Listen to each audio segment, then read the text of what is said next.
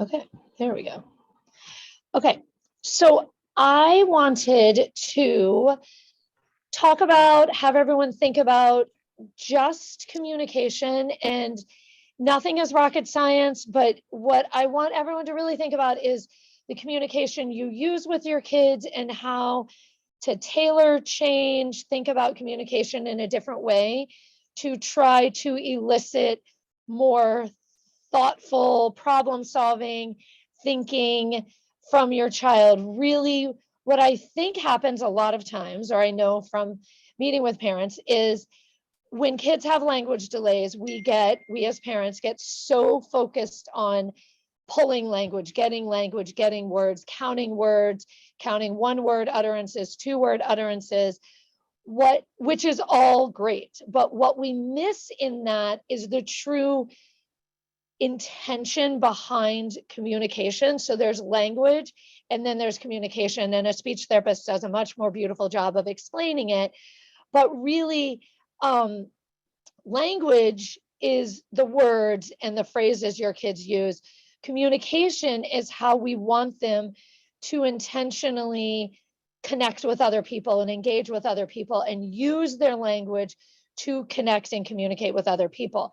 And our goal, and really Fuse taking kids who have language but need to work on the communication and that broadband communication, our goal is really to help them use language in a much more problem solving way, thoughtful way, and almost in this gray area into flexible thinking way. So in most of my talks, I kind of always start with our goal is really moving towards dynamic intelligence, dynamic thought process, gray area thinking, really getting our kids thinking about what they're doing, becoming mindful in their engagement, and thinking about their thought versus the other person's thought, what they're communicating, its connection or its disconnection with what another person is thinking about.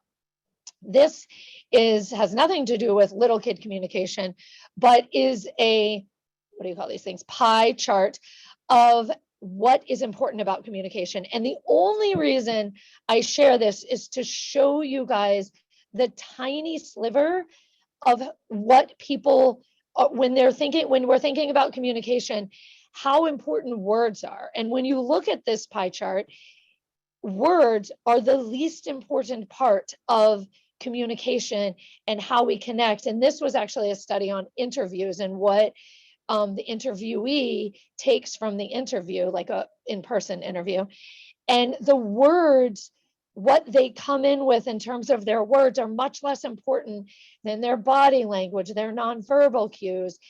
So I think in terms of communication, what we get skewed with is the amount of words our kids have. And if your child is at Fuse, they have words, they have this language piece. But what we're really working on is getting them to think about the process in terms of what they're hearing and how they're adapting to what they're hearing and how they're communicating and how their communication can have a more social intent to it. So when we think about language, you can kind of delineate it when we think about communication, sorry, you can kind of delineate it in two ways. There's more declarative type communication and there's more imperative type communication. Imperative communication, which is more demand, is a much easier way for us to get our kids to do what we want them to do. It is, put your shoes on, don't step in that puddle, hold my hand. Like it's a demand.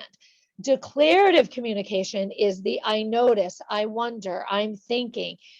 So I had my teachers at one point brainstorm, how do you define declarative communication? And how do you define imperative communication? And really what they looked at was imperative communication. You have a task you want accomplished. It's get your shoes on. It's come to the lunch table. A declarative statement is you're declaring something that you want the child to think about and then make their own intentional act based on what you're saying. So your statement is not decreeing what they're supposed to do. Your statement is giving them a thought that they are going to then act upon So you're showing them a different way to think about what they're doing. Oh, Lauren, I notice you don't have your shoes on. We're about to go outside. That's a declarative statement of helping them understand that they see you don't have your shoes on. But if you're about to go outside, then I have to think about, wait, she notices I don't have my shoes on. I need to go outside. Oh, wait, I need to put my shoes on. So I'm having to think through the process. If someone just said to me, Lauren, put your shoes on, I could be thinking about a million things, yet I can put my shoes on at the same time. I have not had to mindfully engage in the process. So what we want to do is change the way, what I get the teachers to do is change the way they're communicating with your children to make them think more intentionally. So if we go back to typical development, communication starts well before language is developed. If we look at this study, this is a study that I always show of babies, like a 9-month-old crawling baby. And the goal was around understanding, or the goal of the study was around understanding depth perception. And would a baby notice the visual cliff that they were about to crawl across? It was like a glass surface. What ended up they noticed was that the mom was on the other side of the room, and when the baby got to that perceived drop off, they would look at their mother. If the mother had a pleasing, content, not alarmed face, they would continue to crawl. If the baby had if the mom had a surprised, scared look, the baby would revert back to the beginning. We know this from regular interactions pre-COVID, when babies were out and about at the grocery store or whatever. When you see a baby, you naturally are magnetized to play with them, which is communication. So you start looking at them, you wave to them, you might be silly and do a peekaboo. You're doing something to gain that back and forth. So in like the floor time world, we call it circles of communication. You're doing that piece of, they give you a bid for communication, you give them back a bid, and then they respond to that bid. So that happens so far before actual communication starts. That is really what we want to gain in the beginning. We want to enhance our kids' nonverbal communication, because that's what enhances our problem solving. So I say to parents when we used to do like in-person trainings, if you saw something spilled or a puddle and you were walking with your child and the puddle was literally right in front of you, what would you do?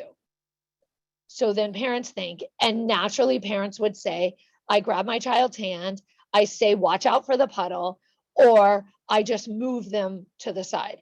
Those are all fine, but your child has not had to think about that process. They haven't had to read your face to see what you're thinking. They haven't had to regulate their body based on what you're doing. So they could still be thinking about unicorns and butterflies in their head, and you've averted that pain. But if you, 10 times out of 10, if you get to a puddle, you're going to be doing the work for them instead of them doing the work for themselves, or noticing and watching and adapting their actions accordingly, which is what we want to gain from enhancing our kids' nonverbal communication, is getting them to notice and adapt to someone else's feedback or their nonverbal like information feedback loop. So this is a video of those scooters are our perceived paint. And so we were running down the hall.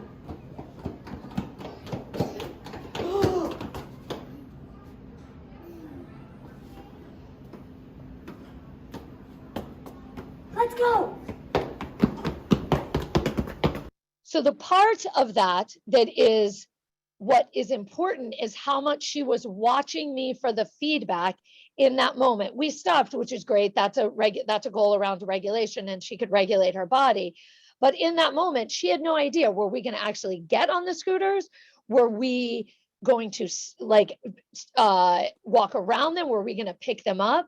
But what she did in that moment was non-verbally problem solve with me and watch me. And you could watch her eyes looking back and forth and noticing, Miss Lauren's walking this way around them. So I guess my body is going to walk this way. That's the dynamic feedback loop of she's watching me, gaining the information from my body and eyes and acting accordingly. This is, oh, okay. I was going to show you. Okay, so this is, you guys have seen this video, or if you've watched some other things. What I want to show you and highlight in terms of this problem solving is how much more nonverbal problem solving occurs when we take language away. So this video is me doing a pyramid building with my daughter. And the first one, I use language. And I want you to see how, as I use language, how much her eye contact with me, which I don't even like the word eye contact, but her watching me and basing her actions off of my face decreases as we keep going, because my interaction with her becomes so language based. She doesn't see the need to really look at me and problem solve from that. So our entire engagement decreases because my language is so prevalent. She's not seeing the reason to engage with me. Okay, so Marin, we are going to make a tower together, and I'm going to tell you which square to get, and then you get to make a tower, okay? Okay. All right, so get the blue one. And get the yellow one. You can make your tower however you want. You get to be the builder. I'm just showing you which piece to get. Oh, okay. Can you get the green one?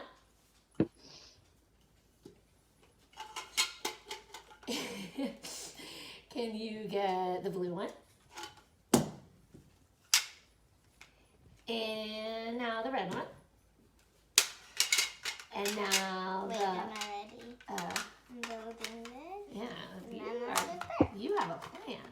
And now the yellow one.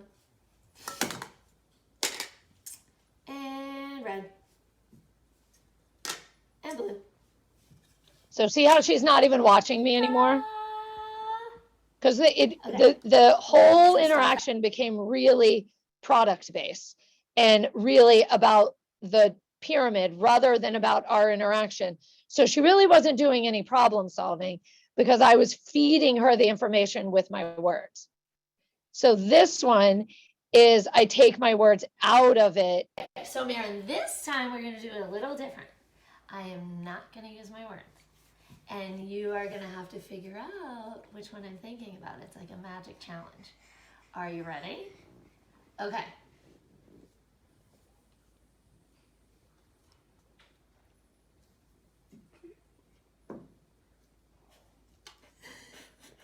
Should I make space for you to put yours down? Okay.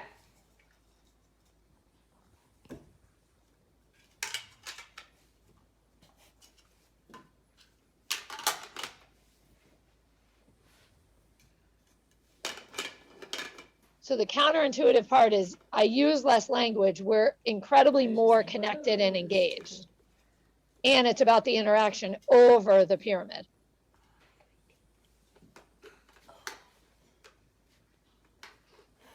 And there's a lot more problem solving you can add in when you don't use language, because she has to really think about what I'm thinking about at the moment.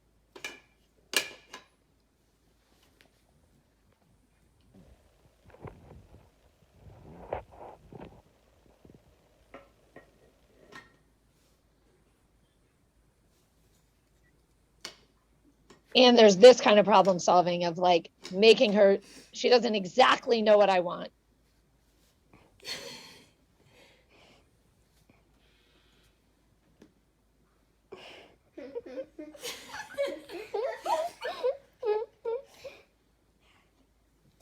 Happy birthday!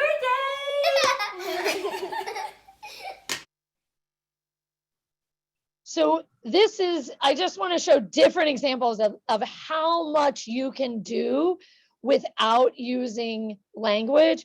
This is me and a little girl. I think she wants to make a boat or a paper airplane. And I'm using modeling to show her how we can work together to make this without using words. Okay, you're starting. Can we make a boat? Oh my gosh, I love that idea. So she said, can we make a boat? Are you ready? I'll show you how to make a boat. Okay. Well, again, it's not about the boat. It's about us working together and us being a team and her kind of modeling and problem solving after me.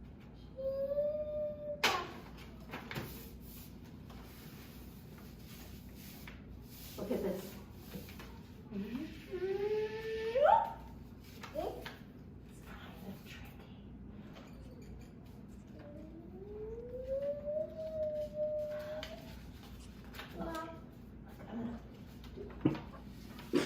Then they're going the same way. And there's little moments where I help her because it's not about how successful she is making the silly boat. It's about us keeping this process of engagement. So I just like scaffolded and helped her make the fold. Oh. Ready? Flip. Okay.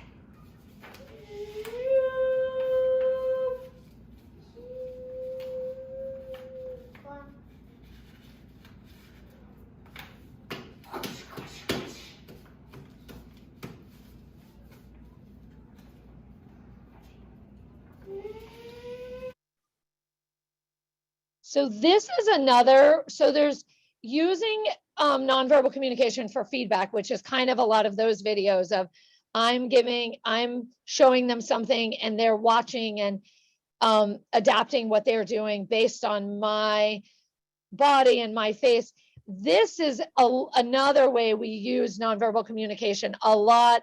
Well, this is an activity around it, but we use nonverbal communication in this way of using our eyes to indicate where something is. So if a child wants a tissue, we'll be like, oh, I see it, and use our eyes, which again goes to a lot of families will come and say, my child doesn't have eye contact. Why would a child look at our face if they don't understand the intention behind why they're supposed to look at a face? And a child who really leans in using language to understand the world, which a lot of our kids do because it's so much more black and white to just be told what to do, where something is, it's much harder to decipher nonverbal communication. So a lot of our kids would much prefer to be reliant on language. So it's natural that you would use less eye contact because it's much easier if someone tells you what to do, where to go, where it is, rather than you having to decipher their face and their eyes. But we want kids to become more comfortable using faces and bodies for information and for feedback. So we do a lot of games that help them understand, oh, wait, eyes actually can communicate something. So this is like a silly activity where Megan is using her eyes to indicate where a like frog is that they're looking for. Oh, it's gonna go to her. So this is the video. So she's looking with her eyes to the lily pad where the frog is.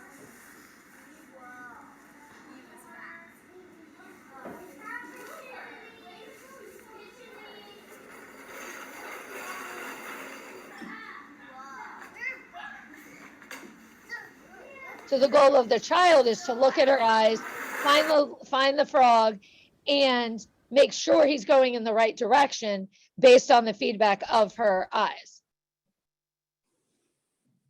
This is during the March 2020, I did a lot of videos on how to do things at home. And this was me showing how you could just put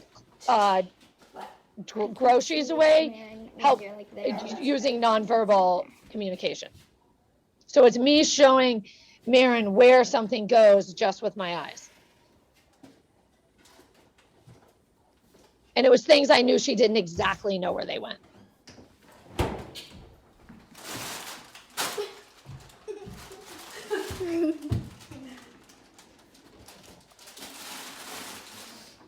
So this is like referencing for information and feedback. So I'm looking at it, but then she has to make sure, does it go in this drawer, whatever.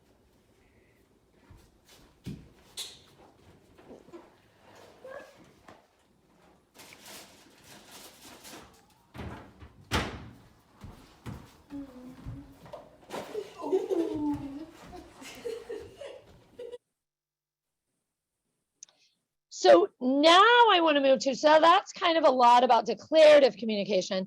Now, nonverbal communication. Now I want to move to the importance of when you use language, using language intentionally and purposefully, and letting kids have the time to process what you're saying and helping them think through what you're saying rather than just giving them the imperative demands. So this is just the morning process of hanging up backpacks, which could go in a split second, because Brianna could just say, Layla, hang up your backpack, put your coat away, do this. And then Layla's in the classroom. But at the same time, Layla is still thinking about rainbows and unicorns and not at all thinking about the process, so that over time, Brianna is able to fade herself out. So the goal with this video is for Brianna to make sure Layla knows what her job is, but make sure that Layla's thinking about what her job is and not just being told what to do, but thinking about it and acting. Layla, I wonder if you know where to hang up your backpack. So instead of saying, Layla, there's your hook, she's saying, I wonder if you know where to put your backpack. So that Layla has to think and figure out where is her hook. Ready? Hey.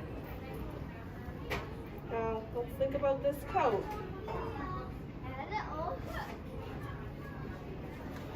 So she said, let's think about the coat. And then Layla said, put it on the hook. So now Brianna's just giving her the time to do the next step and not rushing her through it. That's the biggest deal, is not rushing them through it.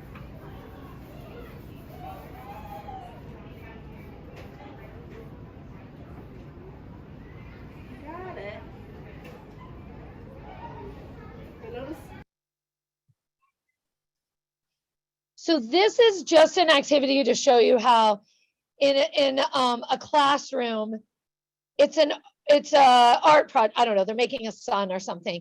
And it's just Kristen's way of working with them, but not demanding and not prompting them, but showing them, you have a role, you have a role.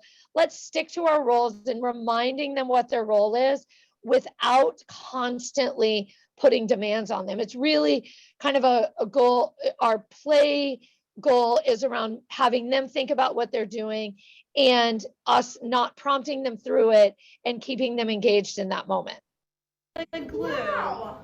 You stick. That's your job.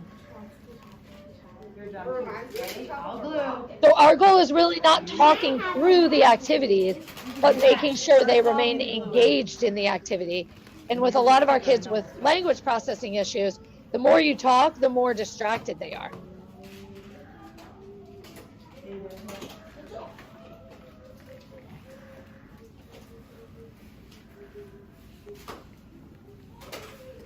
I'm still the gluer, Neil.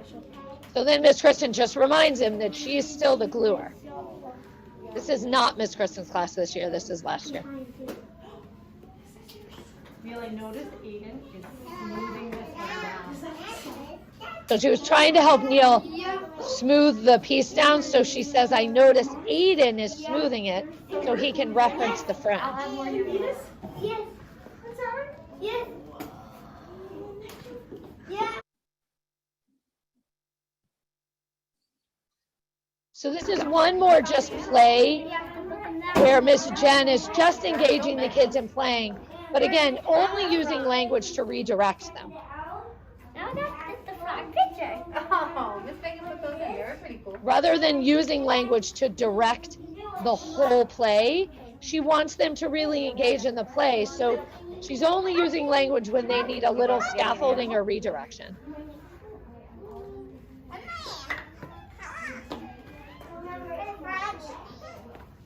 My frog is at the bottom right now.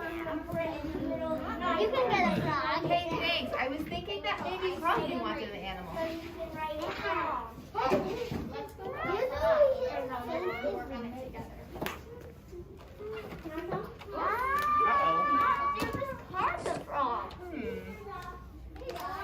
I think if you keep looking, there might be one in there. So instead of saying, I see the frog, she wants him to do that problem solving and keep looking. Okay, so I'm gonna, oh wait, this is, Okay, now that you made all let me see if there's, oh, this is another, oh, well, I'll let you guys see this for a second. This is just dinner making, using a nonverbal and declarative dinner to make it not prompted, getting them to choose what they want to eat using just their eyes and faces. Describe lunch. We have regular pasta and Annie's mac and cheese pasta. You guys have to let me know what you need to get your lunch.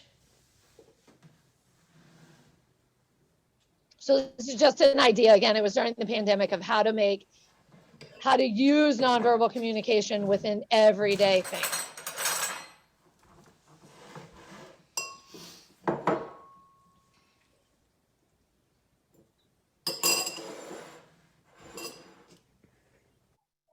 Okay, so I will stop sharing my screen for a second. I'm happy to answer. So that kind of gives you a little taste of communication. I'm happy to answer a couple questions and then I have to run over to an IEP meeting in a couple minutes. But I didn't know if anyone had specific questions about communication or something that's tricky in your house.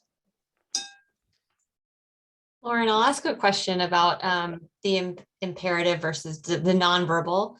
Yeah. So Owen struggles with like distractedness and focus and kind of staying in the moment. Yeah. So which a lot of kids do, not just Owen, but yes. Yeah. So just in terms of like when you're not using language and you're not kind of using language to keep him on track, how do you like any strategies or suggestions for that? Yeah, so that's like a big thing because it's so much easier to keep kids on track with language.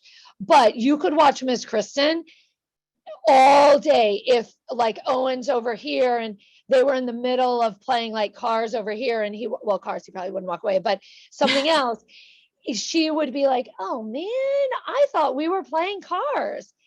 And all that does is what you're doing is using language to highlight the breakdown rather than saying, Owen, get back here, because that's the prompt. The highlighting the breakdown of, Owen, I'm sitting at the table, I'm eating dinner, I'm waiting for you. Getting him to notice the breakdown that he caused and getting him to redirect himself back to it is, so basically you're using language to highlight the breakdown and then see if he can repair it. If he's like way on the other side of the room and you want him to come back, you may have to walk towards him and be like, Owen, we were in the middle of coloring and you just walked away. And sometimes legitimately he'll be like, oh, I didn't know, like he will not even think about it and he'll return. Sometimes he will say, well, I don't want to do that anymore. And then you can say, but that was our plan. So I hear you didn't want to do it, but and then this goes back to the group plan of, well, let's go back and finish it for 2 minutes and then we can get up. But it was so confusing to me when you walked away before I was done. Yeah. Other times, like when you're doing like a 3-step, like get your shoes on, get your backpack on, get your whatever on. If you have time, like coming to school, not always the best time, but if you have time, you can be at the door and you can be like, okay, I'm ready. What a lot of, if we're looking from an executive functioning standpoint, if you have a picture of him on the door with like his backpack, his shoes, his jacket on, you could look at the picture and look at him and be like, you don't look ready. Or you could like look down at your shoes and look at his feet and be like, I don't know, my feet are ready. And then he will get it. I mean, all your kids have been so used to this all year with the teachers, he'll get it. And then you can be like, oh, I see your shoes, and look over at his shoes or something like that. Mm-hmm. That's awesome. Thank you. That's great. Can I tack a little question beyond that? Yes. If you have time. So for Molly, she struggles with needing to be in control of how things are done. So I can't reference by doing it first, or it makes her uncomfortable that she didn't lead the order of things. So we are often dictating the order of what we expect to be done, but where she needs to make the decision herself for her brain, how do you help her when she's defiant to any level of suggestion? She's even told me, don't point, don't talk. Like I lose any optionality. I'm not allowed to talk. I'm not allowed to point. So I can't give any references or inferences. Well, I mean, you have to be able to do something. Exactly. If you, what if she did that at school, then Miss Casey or whatever would just say, right now, I need to tell you what your job is. And when you're ready, you can come with us. I mean, you have to be able to give her some kind of communication. And if she's not ready for it, then you'll wait, and you'll wait, or you can say like, well, I have to go get in the car or something. And then you kind of have to decrease something in that moment. I mean, that's less about, is she picking up the nonverbal communication or the declarative statement, as much as hers is like, and I know we talked about this before, but hers is more of that controlling piece. Yeah. You can say to her, Molly, you can decide if you want to put your jacket or your shoes on first, Yeah. but both have to get done. So you decide the order, but both have to get done, because that's a mom choice. Yeah. But in terms of, you can't point, you can't look, you can just say, well, this is how mommy communicates. And I mean, I have to be able to use my words just like your teachers use your words. Sometimes they use their eyes, sometimes they point. It's my choice as a mom how I'm going to tell you what you need. Now, she may be saying, don't point or don't use your eyes because it's harder for her, which, like, if you all of a sudden took all your words away, like I did at dinner, some kids will be like, don't do that because it's much harder for them. That's a different thing that you could be like, oh, I'm just going to use a little bit of words. So you make them feel successful with it. Mm. You could also say, well, Molly, you could take your words away and see if that might help her as well. Interesting. Thanks. I think this is a deeper topic for our household to. Well, that's what I was thinking. I was going to email you. We could do like another, like a different, like a side call about like working on her kind of the controllingness. Yeah. But yes, I think that there's the communication and then there's the controllingness, and you can't really go to some of these bigger picture things until we get her a little bit more comfortable with a little bit of the controllingness. So we could do like maybe a side call with you and John. Thank you. Yes. Okay, guys, I'm so sorry, but I don't want to be too late to this IEP meeting, so I have to run. Do you have time for a quick question? Yeah, go ahead. Sorry, this is Sasha. The nonverbal referencing work that you do, is it across the grade levels, or do you do it more for the younger kids? I'm asking because I think Nolan still needs it. And gosh, I mean, if we had a 11th grade, I think the older the kids are, if they don't have this, the harder social communication is. So no, Miss Lindsay is doing it all the time. Katie's doing it all the time in that class. It's across, it's more important. I mean, it's always important, but for those kids, it has to be a little bit more like directive almost. So they're using it all the time. Okay, great. Yeah, yes, we definitely have more at home. Yes. And it is, I mean, it's making sure you're not going to get it if he's distracted. You're going to you want him to, it has to be in those moments where he's engaged and noticing. You can't, if he's, any of them, if they're running around and you try to use a nonverbal, it's obviously not going to connect. But if he's engaged, he's connecting it. Yeah, definitely. We have better moments. Yes, right. Thank you. Okay, thank you guys. Thank Have a you. good afternoon. Thank you. Yep.